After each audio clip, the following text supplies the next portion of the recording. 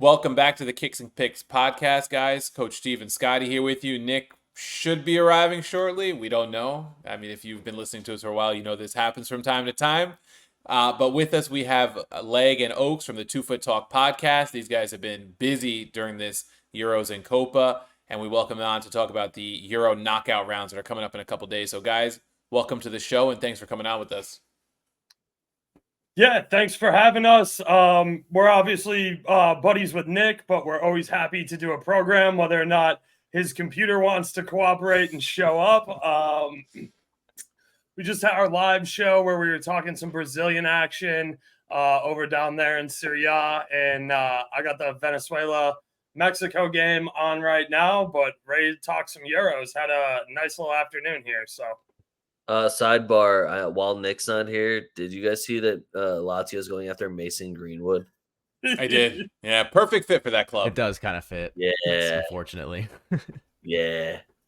That's nice for Nick. I'm sure he'll grab a Greenwood jersey. That's nice. Oh, man. So it's great having you guys on with or without Nick. If he comes on, I'm sure we'll keep ragging on him. But the Euros so far has been a bit wild, right? Because when you go through the groups, I'll just run them down quick for everybody. You know, Group A kind of played out the way many people expected. Germany, Swiss as the first two in that group. Spain, Italy in Group B, you know, kind of what people expected. But then you start going through some of the others. Once you get past that England group, and even though England won the group, it was very lackluster from them with a win and 2 draws. Group D, Austria winning a group with France and the Dutch. Romania winning a group with Belgium, Georgia getting through as a third place team along with Turkey in second out of Group F. The Czechs in last place there, very unexpected in my opinion. And then third place teams that ended up getting through: the Dutch, Georgia, Slovakia with 4 points, and Slovenia the best team with 3 points. So, I mean, from a betting angle, guys, this has been pretty tough to handicap so far with some of these results. Like, I know one of the matches today, we went 3 for 4, which has been really good for us because it's been very unexpected. Portugal minus 1.5 against Georgia was the one we lost, and they ended up losing. You could have taken Georgia minus 1.5 and made a fortune on them because they dismantled Portugal. Like, it's crazy. Yeah, I mean, look, with these different groups and everything, you got to remember tournament football is really different. You have to handicap these game to game. It's really tough taking futures positions. And that's why I didn't get super involved with a ton of like group futures. I will say I was a little disappointed by Hungary. I expected a little better performance out of them. I also expected a little bit better of a performance out of Croatia. I'm not surprised at all that England sucks. England is a betting favorite strictly because England has the highest handle. They've been betting forever. They are a major presence in the market. They weren't the odds-on favorite to win this cup, in my opinion. I think everybody thought it was France, and you were getting a little bit better number on France. That said, Austria is playing absolutely phenomenal football. I called it game one. I said Baumgartner was going to be a stud and a major important piece for this Austria team. And it turns out he is. And you know, Arnautovic is playing better as the tournament progresses. Memphis Depay, get off the pitch, bro. You're a waste of space. You're just sucking up everybody else's oxygen and wearing a headband. And I'm surprised you haven't dropped a new rap album to promote along with these absolutely garbage performances. No, he usually scores if he's dropping an album. That's what. Yeah, that's true. Like I would be much more comfortable. So I took Depay over 1.5 goals for the entire tournament. He's on 1. I need him to bag another one here in the knockout rounds. But I think Romania is clearly the sleeper team that everybody forgot about. They play a really gritty style of football. That they're defensively sound, even though they have a 31-year-old left back who did get carded the other day. But I think Belgium just proves that they need to start leaving the old heads at home, or like it's time to take Lukaku out and bench him or fire a manager. Get somebody with the stones to play your youth. Like Openda needs run, Luka Bacchiao needs run, Bakayoko needs run, Tillemans, like all these young guys for Belgium are absolute studs. You need some good center back play. So start developing some center backs somewhere out there. Feyenoord, any of the teams in the Dutch Enderslive, but figure that out. But mad props to Georgia. They played a fantastic game. And Metzaduke being top goal scorer at 5 or 6 to 1, I think Leg and I gave out pre-Euros was a nice little hit there. So a couple of frustrating groups, especially Group B. You scored way too many damn goals. I had that being the lowest scoring group because I thought England would have finally put it together against somebody. But yeah, Group B scoring way too many damn goals. My only complaint is that Serbia's not taking any crap for how bad they did in this tournament. You scored one goal. You had Vlahovic, Mitrovic, Tadic, Ilic, all serving it up there. You scored one goal. Luka Jovic was your top goal scorer. So embarrassment to Serbia. Guy can't even start in Italy, bro. Yeah, Nick will tell you if he was here that he's giving Serbia crap because he loves to give them crap because they, for the World Cup and then this tournament, were kind of like a team that a lot of people were on. I thought they were going to perform a lot better. They have a lot of talented players that play in big leagues. I was shocked to see Milinkovic-Savic coming off the bench. I know he's in Saudi Arabia now, but in Serie A, he was a beast just up to last year. So I was really surprised to see him as a bench player for them. But yeah, I think you're right about Belgium. It's time to maybe start to turn that group over. There's guys that have to make their way out. I think the same is now seen for Croatia. But small nation, it's hard to turn over very quickly, a country like that with 3 million people or so. And Romania, going in, when we did our preview episode with Martino, Nick, and I thought Romania was going to be one of the weaker teams in the tournament because outside of Dragusin, who I recognize from playing on Genoa and then going to Spurs, I don't know anybody on that team really from a major European league, which is crazy. And they performed very well. Serie B guys. So Parma just got promoted. You got Man. You got a couple of guys there. But yeah, I mean, Roma was that was the tightest group. I mean, everybody was on 3 points today. Both games ended in a draw. And they scored a lot of goals. So it was a very impressive group. Yeah, and who's the other one? I was going to say Georgia. I thought for sure going to be the weakest team in this tournament. Kvaratskhelia obviously has been very impactful for Napoli for 2 seasons, but who else is there? And then it was the keeper who I'm going to butcher his name, Marvin Vashili or whatever his name is from Valencia. We had the Czechs in that second match, and the Czechs completely overran them. You look at the numbers, they should have won that match by 5 goals, and his goals prevented on the advanced metrics was 3 goals or something, and that right there was I think the turning point for them to find a way out of it, and then to do what they did to Portugal. To very impressive. I know the Portuguese had less onus to win that match, but still very impressive when it comes to talent that you're matching up with a side like Portugal. And it kind of puts in the back of your mind some of these teams that we talked about as potential sleepers, because you mentioned England betting favorite, even though they're not the best team in this tournament, even going in. We knew that. We talked about that. Softer side of the bracket now, though. Yeah. Yep. We'll get into the bracket in a minute because it is broken in a very interesting way with the results. France on paper was the best team coming in, haven't played like it. And then, some of the other teams we mentioned were Germany being the home side, Spain, Portugal. It's really, I guess, been Spain and Germany have been the more impressive of the bigger sides that were in the top 5-6 favorites for this tournament heading in. Go ahead, let me just say really quick, I want to bring up Portugal because I got Scotty here. Scotty, no bias at all. Cristiano Ronaldo starting up front for Portugal, and then you see Diogo Jota come in for him. Who you starting in the knockout match? Yeah, I mean, listen, I gotta rep my boy Jota. I mean, he's just got that ability, that unteachable knack for finding the goal. Coming from a Liverpool side that was so wasteful in front, all season long, having Jota come in and be reliable. I think he's a as good of a finisher right now in the Euros that we have. I mean, we've seen plenty of wasteful chances. I should say maybe own goal. That's probably the best finisher we have in the Euros right now. But outside of that, maybe it's Jota. I'm just a little nervous after watching that Georgia game. I like calling it Georgia, but Nick got very upset when I said that. And I was like, we're in America. You get confused if you say Georgia all the time. Yeah. Let me think I'm talking about football. I saw a great tweet. It was Portugal just found out that it means more in the SEC or something like that. It gave me a good chuckle. Yeah. I will say I'm not surprised at all by Germany. I told everybody the second Tony Kroos announced his retirement, I'm like, Germany's winning the Euros, and Tony Kroos 18-1 player of the tournament. Book it. It's Tony Kroos's last ride. He just won the UCL. He's one of the most decorated Germans playing the game. He's going out on top of his career. He had 2 hockey assists in that first game. Look, it's Tony Kroos's last ride. It's in Germany. It's at home. The script writes itself. And the odds were a little shorter than I wanted. I'm not going to lie. I thought 550 was kind of a ripoff. I thought I should have been getting like 7-1 or 8-1, but I wasn't going to complain. You tell me it's Tony Kroos's last ride.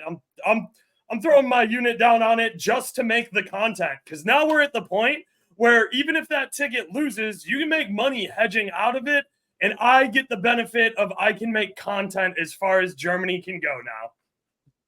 Yeah, and being the home side, they do have that advantage, right? They have the crowds, and they're playing fairly well. I mean, the Swiss gave them that tough match, but overall, one of the better sides so far, I'd say.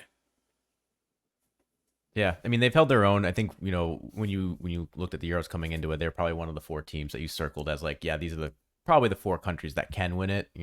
Not really expecting anybody else to come up, but only them, like we said, only them and Spain have really kind of risen to the occasion so far. I think Spain, weirdly for me, has kind of gone under the radar because not only are they undefeated, they haven't conceded a goal yet, albeit against Italy and Croatia and Albania, not exactly the most attacking minded teams. But to be basically perfect so far through 3 matches is quite a testament to what they've been able to achieve so far. Yeah, I was already seeing the price out there, win to nil, though. It is a not beautiful number at like minus 135. People know that they're just holding it down back there. Yeah, against Georgia, I'm sure the lines in that match, I haven't looked yet at that match in particular, but I'm sure the betting lines are going to be very hard to find anything very nice to bet on it because it's going to be so slanted. But yeah, Spain, you're right, Scotty. They were very impressed. I mean, against Italy, that was the one match I watched of theirs, obviously, and Italy didn't sniff the goal. They didn't sniff it. And not that Italy, like you said, is the most prolific attacking national team right now, but I expect a little bit better than what they did. I didn't expect them to win the match. I didn't even really expect a result out of it, but I think they had 1 shot in the match on target or something. It was, Spain is locking it down. They're back to that possession football, and Nico Williams. They're really not, though. They're playing fast. Like, listen, last Euros, I would have 100% agree with you. They had like 1,200, 1,300 passes a game. The ball moved nothing but laterally. You would get a line-breaking pass, and then instead of crossing, they'd back it out.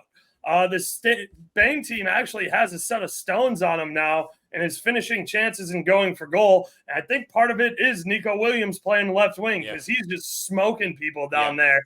And I just wanted to say, I know me and Leg went over it earlier, but Barca fans and Arsenal fans, you're delusional if you think you're pulling Nico Williams away from Bilbao. Just letting you know right now. Yeah, no, it's definitely a different Spain in the way they go about it, right? I think Croatia might even have won the possession battle in their match.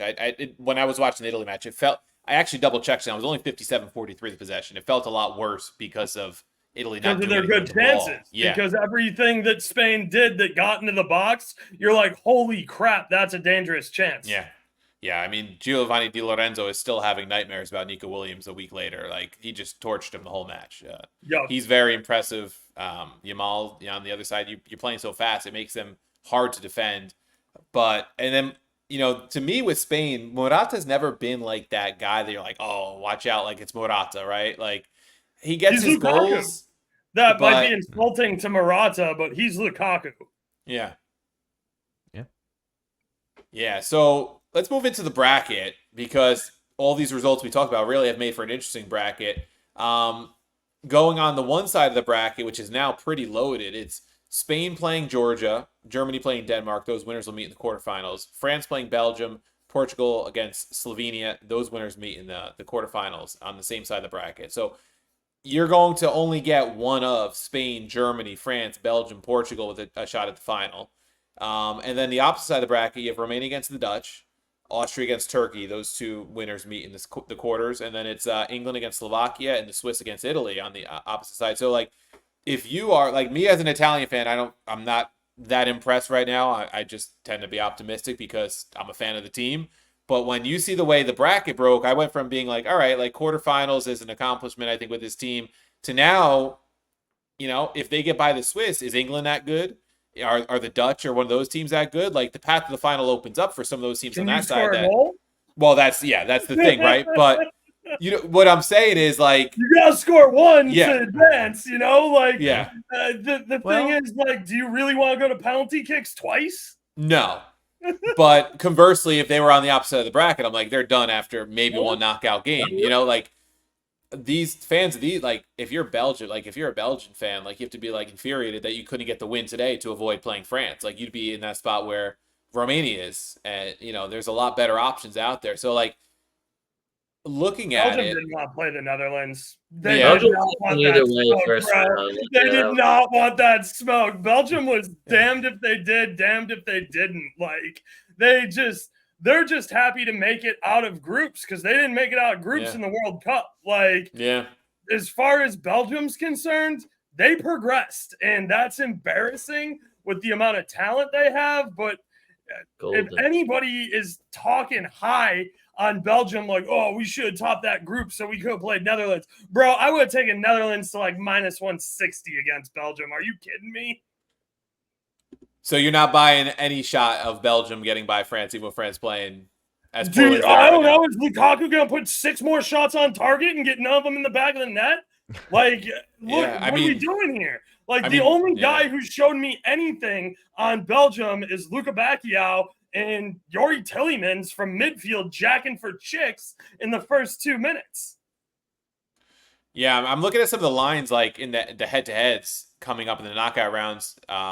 Swiss, Italy, pretty even, plus 230, plus 150. Germany, minus 160. The Danes at plus 475 is a big number on them. England, minus 250. Slovakia, plus 800 in that one. Spain's minus 500 on the money line against Georgia at plus 1,400, which we kind of expected. France, Belgium, minus 110 to plus 350. So not much love for Belgium from the books there. Portugal, minus 245. Slovenia, plus 650. The Dutch are minus 235 against the Romanians, who are plus 700. And Austria, minus 115 against Turkey, who's plus 330. So anything jump out at you there in terms of like these round of 16 matchups in terms of just strict money line? Why is England minus 250? What'd you say? What has England done? Period. What has England done? Yeah, I mean, you can get Slovakia at plus 900. Might be worth a little sprinkle. I think that Romania is getting mad disrespected here. I think that Romania on a double chance is very live. I could see them, if not, I don't necessarily see them winning the game, but I can see them dragging that to extra time. Because if I have to watch Memphis Depay fail to find the back of the net again, or even get a boot on a ball to control a pass, I'm gonna lose it. Gakpo is their by far best player out there, and he won't shoot he's passing way too much. Like, somebody needs to sit Gakpo down and go, listen, bro, Memphis didn't drop a new album, and the headband doesn't mean you got to get him the ball. Like, if you just shoot it. He had the ball on his foot in the 6-yard box at the end of the game to get a game winner, and he wouldn't pull the trigger. He backed it out and he tried to make a good pass in a dangerous area, but nobody's home. So, like, what do you want? I don't know. I think that I like the Netherlands too, because like I like Denzel Dumfries when he puts on that Netherlands kit. It's like putting on a Superman cape. And the fact that we didn't see Dumfries or Frimpong in game 3, and we saw Huzits out there, whose name I don't even know and don't even care to know, because you're playing behind 2 of the best right backs I can think of that play that style of forward attacking kind of wing backs stuff. Like, I watched Denzel Dumfries have 3 assists in a game. So I'm wondering where he's at. Frimpong did his job in game 2. He looked like an absolute stud playing up there at left wing. So unless Netherlands figures out how to manage their lineup and come out aggressive here, Romania can put 8 dudes behind the ball, body you up and make it really tough to pass, and then they can beat you in transition. Yeah, and if you think they keep it close, I mean, right now on the spread, they're plus a goal and a quarter at -140. Yeah, I mean, I definitely. It's not that I don't like that. Let me see what they like, because I could see. I kind of like this game to go to extra time, just to go to extra time. So like, if you want to take a draw here, I could definitely get behind a draw at like plus 375. But again, like I might take Romania on the draw no bet, or not draw no bet. Sorry, on the double chance. Because you're getting plus 188 on that. And you never know. I mean, it's not like Netherlands is rock solid in the back. Austria hung 3 on them. Yeah. Poland scored, and they didn't do much this tournament, right? Yeah. I think with Buska too, former New England Rebs guy that played for like Nantes. I don't even know where he plays anymore. With the Swiderski and the Lewandowski injury. So yeah, they coughed one up to Adam Buska, who is a washed out MLS player. So, Coach, I want to. Speaking of teams that could draw, I think the line that weirdly stuck out for me in this one is just how like short the odds are for the draw line for Switzerland and Italy. Like we usually talk that that's around plus 250 to plus 350, but here it is at plus 195. I mean, how do you feel about the potential Italy Switzerland match going to extra time and maybe even penalties? Because it seems like everything you see this, yeah. it's either going to be a 0-0, or if one team does get a goal, like it's probably likely that there's gonna be an equalizer in stoppage time, just the way that Italy's been playing. This feels like one of those matches that if someone's gonna win it in regular time, it's gonna be like a 1-0 type win. Yeah. Or maybe they get a second because the other team has to push up late and they get caught out in possession or something like that on the counterattack. Because these two teams played in World Cup qualifying. Swiss won the group, but both their head-to-heads were draws.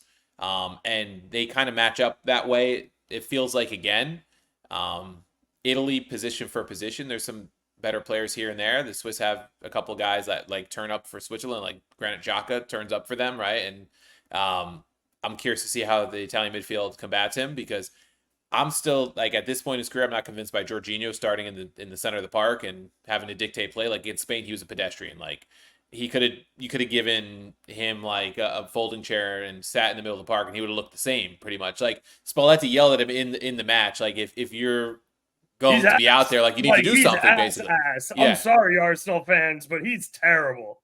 Like, this is not the Jorginho of 4 years ago or 3 years ago when they won the tournament and he was wasn't even that good 4 years ago when they won the tournament. He choked a penalty kick. Yes, he did. Yeah. Which he's a specialist at. Which, prior to that, he was a specialist, and then he missed penalty kicks, I think, in both qualifiers against Switzerland that really cost Italy the World Cup qualification. So we could talk about him and penalty kicks, because that is, certainly a place that he no longer excels at, and cost Italy multiple times. So I'm curious to see with that match, like, Italy switched to the 3-5-2 last match. I think they have to stick with it because it provided solidity around the pitch. They possessed the ball more. Obviously, against Spain, they were going to get overrun, I thought, regardless. But I'm glad Spalletti moved away from the 4-3-3. Their thing, when I was on the couch with guys with Nick last night, like we were talking about what do they need to do. They need to find, like, if you're playing 3-5-2, is it Retegui and Raspadori again? I didn't think Raspadori's that. I don't think he's that good. Do you try like Scamacca and Retegui together? Like, where are the goals coming from? Because Scamacca was great for Atalanta down the stretch. He is a big reason why they won the Europa League. He's got a lot of skill. The hold-up play from him was pretty good the first match, but you need the goal from him, which is what he's out there for. Retegui had flashes in the first half, but didn't do a lot. And then if you're playing 3-5-2, Chiesa doesn't really fit there. So I think they've got some decisions to make. They've got to replace Calafiori, who's suspended, which I think they can do that. I think Buongiorno or Mancini can slide in and they'll be okay against a Swiss side that's not like super intimidating from an attacking perspective. But I could see why the draw line is the lowest in the knockout round, because I can see this being a 0-0, 1-1 type match and going to extra time. Do you want me to keep it a buck with you, or you want me to lie to you and ride on Italy's jock a little bit? I want your honest opinion, because I always like to hear other people's perspective, because when it's your team, sometimes you look at it through a different perspective, and hearing it from someone who's has no like rooting loyalty in the game would be good. Yeah, I mean, look, Embolo causes you guys problems. He's a big body guy. Nadoy has been playing extremely well this game, or this tournament. Like you mentioned, Xhaka is playing well, but he's a midfielder. The thing is, like,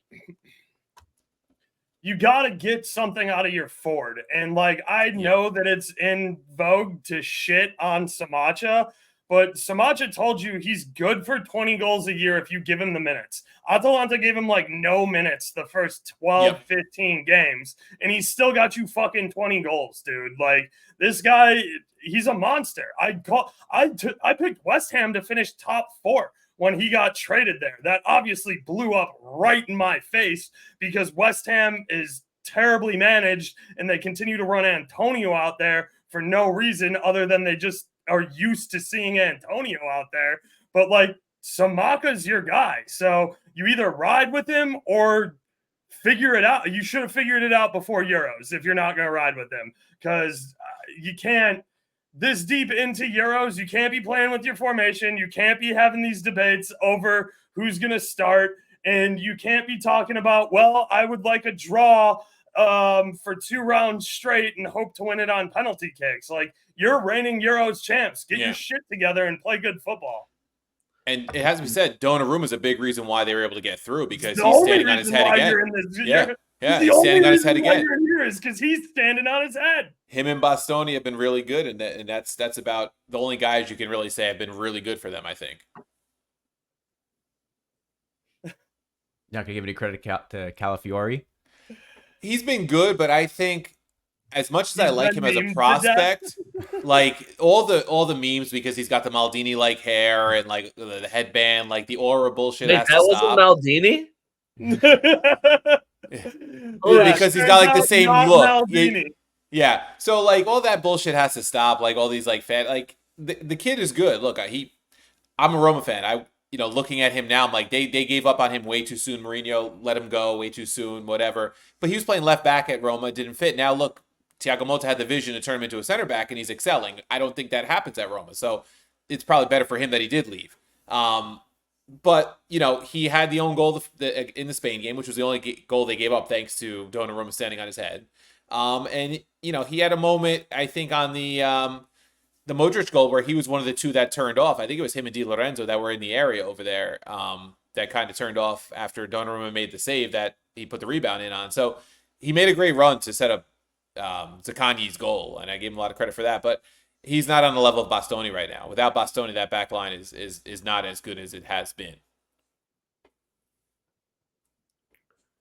I just really want to see Switzerland lose too, which is what I feel like pushes me more towards Italy. Don't draw no bet or Italy for the money line. This is just kind of a legacy game tradition here. Euro champs, defending champs. I think they can get out of the first round. I don't know, man. Like, here's the one thing Switzerland does have is, like, Italy's been bad at giving up. You can't both be the defensive team, though. You know what I mean? Like, right. If you can't give up free kicks against Switzerland because you have Shaqiri who can come on, and we know that, like, it literally only takes one strike of the ball from Shaqiri, and that shit's in the back of the net, and there's absolutely nothing you can do about it. Hold on. When's the last time you saw that happen? I saw it happen in the World Cup. Okay. That near post one that he slammed in. All right, so a year ago, you saw him hit this one shot, and that's what we're banking that off of. Year and a half ago, yeah, because thanks to Winter World Cup. Oh, yeah, Winter World Cup, I forgot. And Italy, historically, like, they ran through the group stage at the last Euros when they won it, and mainly, I think, because they were in Rome for all 3 matches. You also had a group with Northern Macedonia in it. Yeah. They beat Turkey, Wales, and I think Northern the Swiss. Mass. And was it the Swiss that were in the group with them, or no? It was Northern Mass. I thought that was qualification, but anyway, like, Italy historically prior to that tournament has been like a slow starting team. I'm wondering if, like, maybe that Zaccagni goal is like the wake up call for them and gets them going a little bit. Because to me, like, if they get by Switzerland, I don't fear England right now as an Italian fan. Like, England's still better on paper, but they're not, like, unbeatable. Like, if we run into Spain again, you're going to feel really bad about it, right? But, like, England playing the way they are. I mean, let's talk about England for a minute. I see people tweeting, like, only Gareth Southgate could like have the German, Golden Boot winner, Spanish player of the league player of the year in Bellingham, and whoever won it in England, Foden. yeah, Foden, and like he can't figure it out offensively. Like I like what is it with his tactics or with the way he's running the players out there? Like what is it with them? Like Scotty, you watch Premier League all the time too. Like what do you see there? Yeah, I mean, we kind of talk about it, but he fails to get the best players on the pitch. Like he has his favorites that he usually tries to just shoehorn in, and it usually kind of leaves a disjointed type of possession based game. And so you can see a lot of times we watch England, like they're more concerned about not conceding and not messing up than they are about actually trying to take chances or take risks, put the ball down wide and get it into the cross it in. And you have a guy like Harry Kane who's a pretty solid finisher in the box from any sort of delivery you can give him, but they just don't seem to be taking that many risks, and Harry Kane keeps dropping really deep. Like I think when Harry Kane was really successful in the Premier League, he was playing off of another striker or pseudo striker in Son, but they're kind of flanking him with Saka, who's been I think really disappointing in this tournament so far. Foden, who's not really a true winger, he's more plays like as like a 10/second 10 for City. And so he just feels very isolated. And so like when I watch the match, when someone like Ollie Watkins comes in, it's like, yeah, this is the guy that you should try pairing with Harry Kane to try to get a little interaction between those two forwards getting up the pitch. Oh, you mean that the way if Harry Kane creative drops dude with the Spanish head coach? Yeah, I was gonna say the exact same thing about Ollie Watkins. Like, I love that it's like, yo, we have to play this formation because we these guys that play all like, why not play with the two strikers? You have the guy Yeah. that contributed the most goals in the Premier League. This isn't even about just him actually getting you the goals. Like, he's there to set shit up. He can play with his back to the net, adding more to that. And then you'd have Bellingham running at him, Saka running at him, Foden running at him, or Palmer running at him, like Eze running at him. Like, just put two targets for them to work with. I don't know. It seems like it's not that hard to just adjust a little bit, Nah. but Yeah. Southgate is just He refuses stuck in to. this old school, like very boring brand of English Yeah. football. If you want to know the problem with England, watch the first 2 minutes of their first match.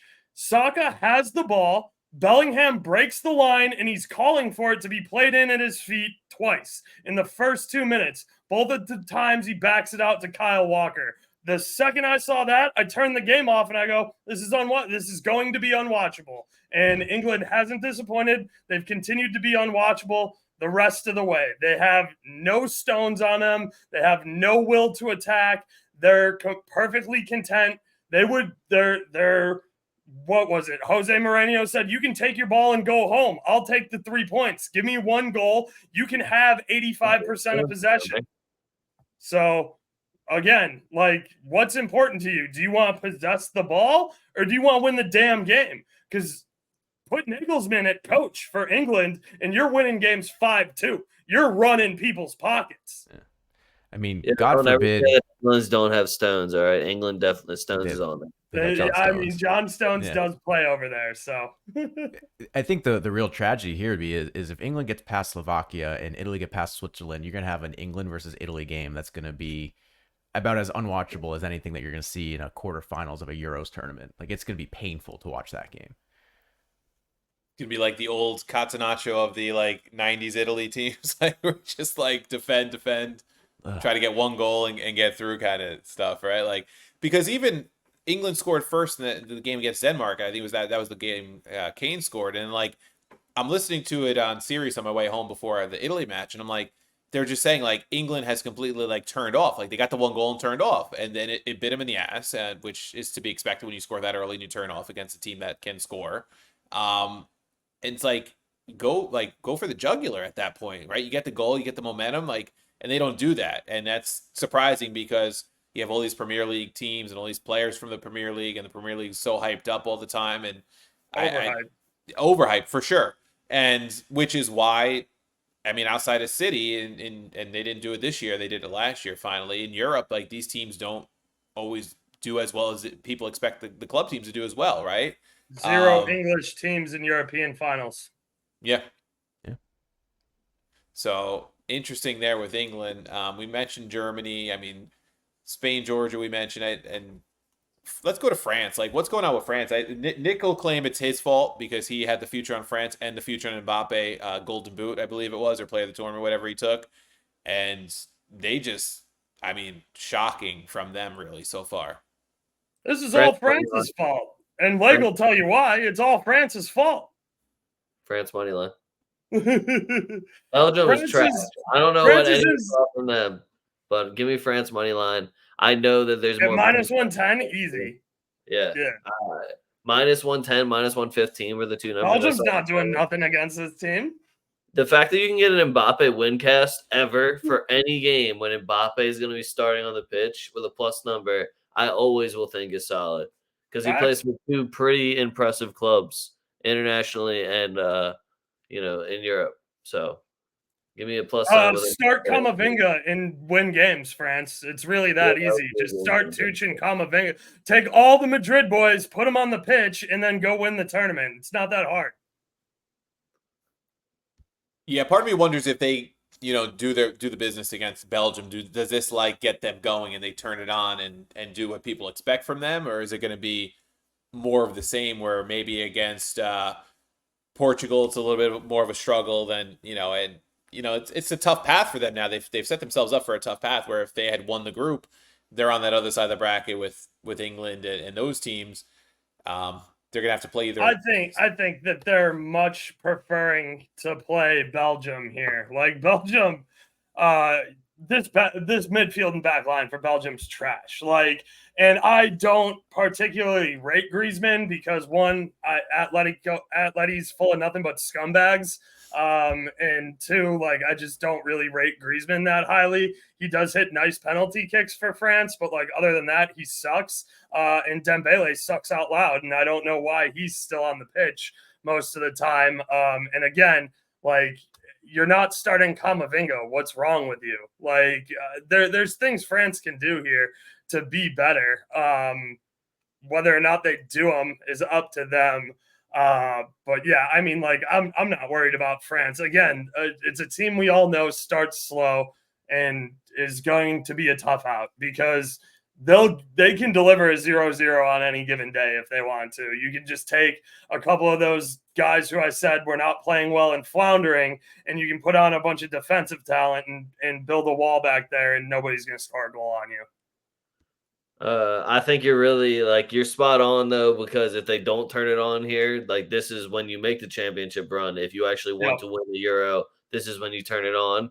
And I think they either turn it on and they're going to punch Belgium in the mouth when you look at that back line. And Castells, he had a good solid year, but is he going to be able to handle Mbappe with the Batman mask on? Is he going to be able to handle Dembele if he finally figures out if he's using his right or left foot as his dominant foot? Maybe Griezmann will get a penalty like Oak said.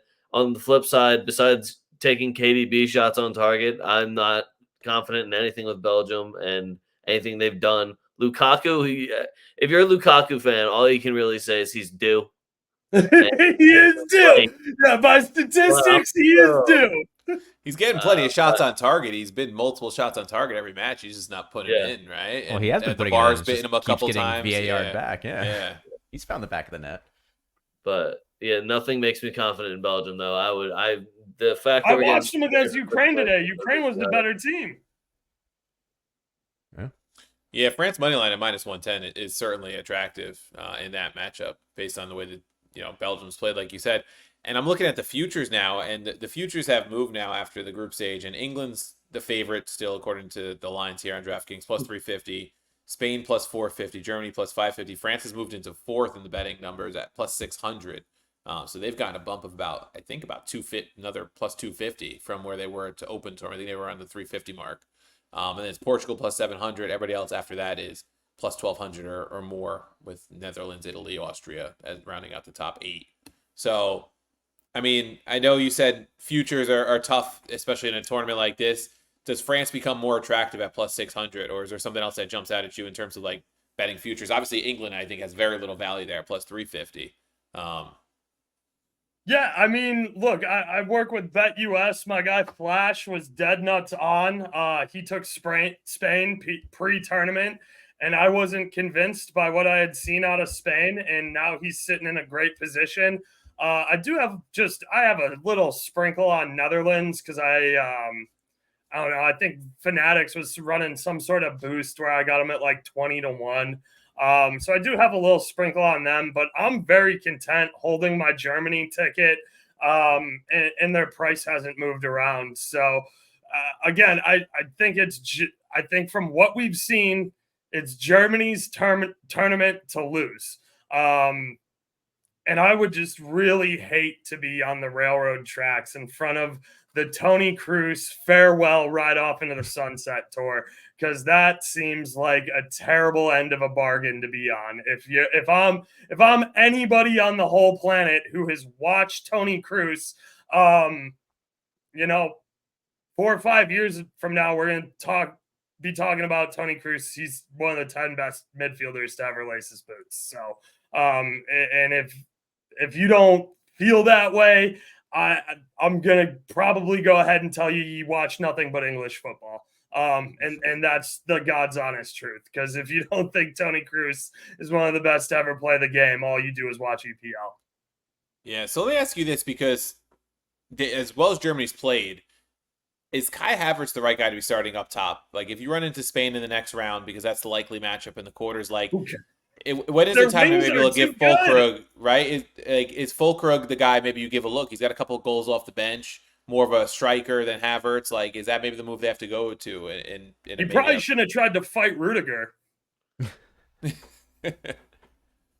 You have to play the hot boot when you're Germany. You have way too many good players. Like, you have Florian Wirtz. We're looking at Musiala, Gundogan, Tony Kroos. Too many playmakers where we're playing a guy like, all right, well, maybe this game you'll finally get one. Where you have another guy that's coming in off the bench and still hitting them in. I don't know.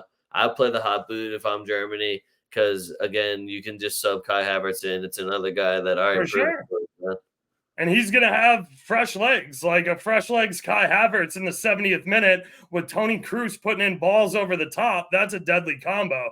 Again, but, you know, I look, in Nagelsmann, I trust. I hate to say it, but, like, there's no way he should have lost that Bayern job. I know it was due to some locker room and to some off-the-field issues with board members that they have since fired, but the fact that you got rid of Nagelsmann when he lost 5 games, he had you in the DFP Pokal, he had you in Champions League, and he was top of the league when you fired him to get Tuchel to come in and bring you no hardware for the first time in over a decade for Bayern, that's pathetic. And the fact that Nagelsmann has this Germany job and has this German team absolutely humming is beautiful.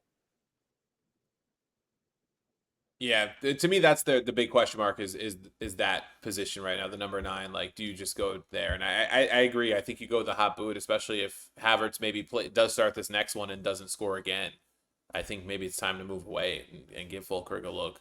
But when you score 3 a game, it doesn't matter. Like, who cares who your 9 is? When you're putting up 3 a game, you're getting 1 out of Musiala damn near every game. You know, you got a ton of depth out there. You got Gundogan in the middle, who is a Barcelona player, but he's the only Barcelona player with any spine in that damn locker room. He was the one who told him it's not okay to get absolutely clapped at the fake Camp Nou in Champions League. He's the one that told Xavi, decide whether or not you're going to be here or not. Like, he's the only one with the spine on that Barcelona team. So, like, I got to have a little respect for him. Yeah. What else anything else jump out in, like, the matchups or the potential matchups that come up in this bracket? I think Germany, Spain would be a very intriguing one. Like we said, those two teams playing very well. Other than that, like, is there anything else that jumps out at you in that potential quarters, or maybe do we have to look further ahead to get, like, a juicy matchup, do you think? I mean, I'll give you my Final Four prediction, and then we'll kind of, and that's kind of got to be it for me. It's 10:05. We've been working pretty hard here. But I think France comes out of the bottom of the bracket. I think Germany comes out of the top. I think Germany plays Spain in probably the best match of the Euros that we'll see.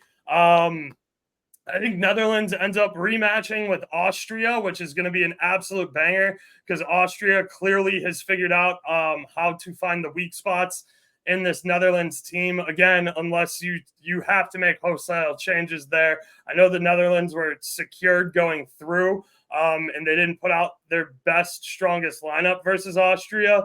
But I think that's a very good match to watch there. I do like Netherlands to make it to the semis.